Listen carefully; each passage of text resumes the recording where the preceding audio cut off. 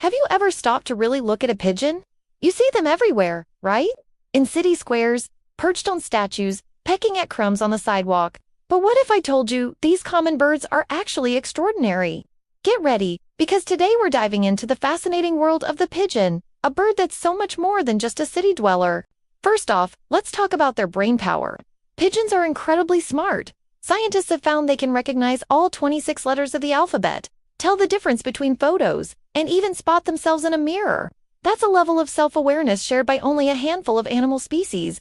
Think about that next time you see one strutting around. They're not just looking for food, they're observing, learning, and remembering. Speaking of remembering, their memory is legendary. This isn't just about remembering where to find the best snacks.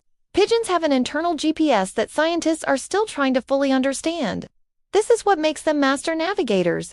You could take a homing pigeon hundreds, even thousands of miles away from its home, to a place it has never been before, and it can still find its way back. How amazing is that? It's believed they use a combination of the Earth's magnetic field, the position of the sun, and even their sense of smell to chart their course.